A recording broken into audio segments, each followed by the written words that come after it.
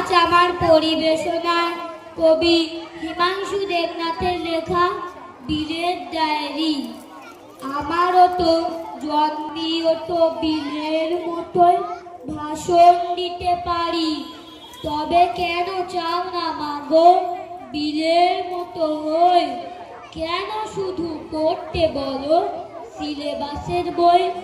কেন আমার বিলের মতো খেলাধুলাই মানা?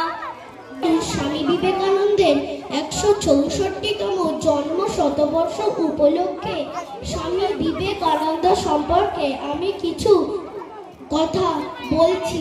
আজ ১২ই জানুয়ারি ১৮৬৩ কলকাতার শিমুলিয়ার দত্ত পরিবারে স্বামী বিবেকানন্দ ভূমিষ্ঠ হন।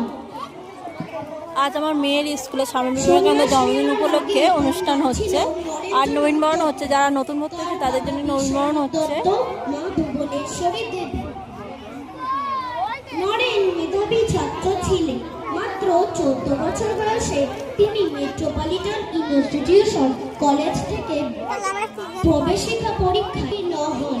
তারপর প্রেসিডেন্ট, সেখান থেকে জেনারেল। ছেলে মেয়ের অভাব শিক্ষার প্রসার বিশ্ব জুড়ে, ওঠো জাগো লক্ষ্য নিয়ে ঝাঁপিয়ে পড়ো কাজে। স্বামীজির বাণীর আলো জ্বালাও জীবন মাঝে। এই পুচকুগুলো এখনো ডান্স করবে। ওই যে শাড়ি দেখতে পাচ্ছেন, ওই দিদিটা আমাদের স্কুলে এই পিরামিডে পড়ে।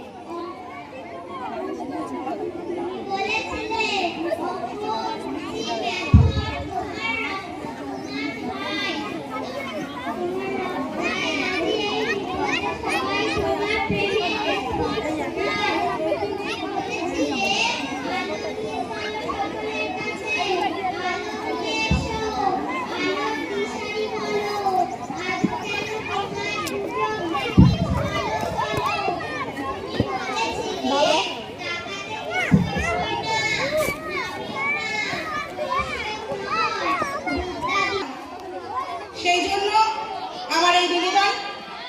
আর একটাই কথা, বাচ্চারা হয়তো সবটা ভালো বুঝবে না, গার্জেনদের অনুরোধ করবো বাচ্চাগুলো বলছে সেগুলো যেন ওরা পালন করতে পারে ওদের জীবনে, এটাই আশা রাখবো আপনাদের কাছে।